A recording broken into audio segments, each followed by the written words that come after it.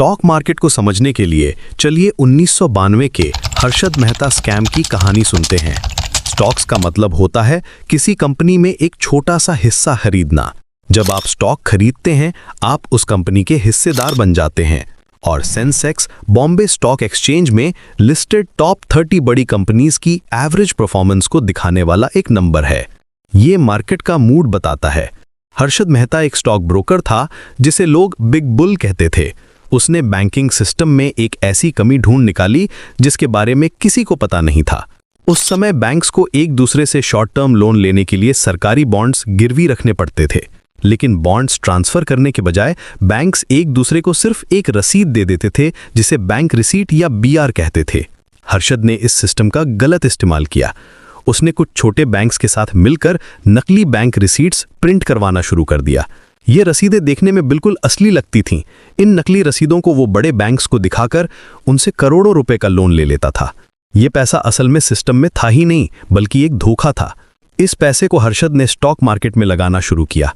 उसने कुछ चुने हुए स्टॉक्स जैसे एसीसी को इतना खरीदा कि उनकी कीमत 4000% तक बढ़ गई।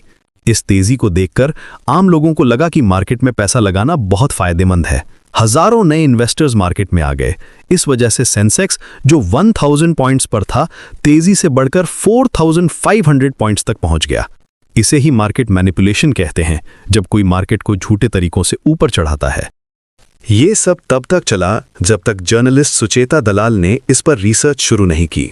उन्हें पता चला कि स्टेट बैंक ऑफ इंडिया के पास 500 करोड़ रुपए का एक बैंक रिसीट है जिसका कोई हिसाब नहीं मिल रहा था। ये एक नकली रसीद थी। जैसे ही उन्होंने ये खबर अखबार में पब्लिश की, शेयर मार्केट में भूकंप आ गया। सबको सच पता चल गया। घबराकर लोगों ने अपने स्टॉक्स बेचना शुरू कर दिए। मार्केट बुरी तरह से क्रैश हो गया। लाखों छोटे इन्वेस्टर्स ने अपनी पूरी जमा पूंजी गंवा दी। ये स्कैम स्टॉक मार्केट के इतिहास का सबसे बड़ा धोखा माना जाता है। स्टॉक मार्केट को समझने के लिए चलिए 1992 के हर्षद मेहता स्कैम की कहानी सुनते हैं।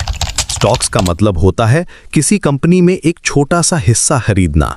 जब आप स्टॉक खरीदते हैं, आप उस कंपनी के हिस्सेदार बन जाते हैं। और सेंसेक्स बॉम्बे स्टॉक एक्सचेंज में लिस्टेड टॉप 30 बड़ी कंपनीज की एवरेज परफॉर्मेंस को दिखाने वाला एक नंबर है। ये मार्केट का मूड बताता है। हर्षद मेहता एक स्टॉक ब्रोकर था जिसे लोग बिग बुल कहते थे। उसने बैंकिंग सिस्टम में एक ऐसी कमी ढूंढ निकाली जिसके बारे में किसी को पता नहीं था।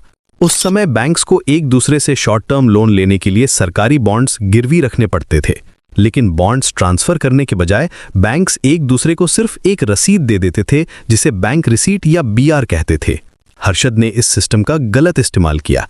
उसने कुछ छोटे बैंक्स के साथ मिलकर नकली बैंक रिसीट्स प्रिंट करवाना शुरू कर दिया। ये रसीदें देखने में बिल्कुल असली लगती थीं। इन नकली रसीदों को वो बड़े बैंक्स को दिखाकर उनसे करोड़ों रुपए का लोन ले लेता था। ये पैसा असल में सिस्टम में था ही नहीं, बल्कि एक धोखा था। इस पैसे को हर्षद ने स्टॉक मार्केट में लगाना शुरू किया। उसने कुछ चुने हुए स्टॉक्स जैसे एसीसी को इतना खरीदा कि उनकी कीमत 4000% तक बढ़ गई। इस तेजी को देखकर आम लोगों को लगा कि मार्केट में पैसा लगाना बहुत फायदेमंद है। हजारों नए इन्वेस्टर्स मार्केट में आ गए। इस वजह से सेंसेक्स जो 1000 पॉइंट्स पर था, तेजी से बढ़कर 4500 पॉइंट्स तक पहुंच गया।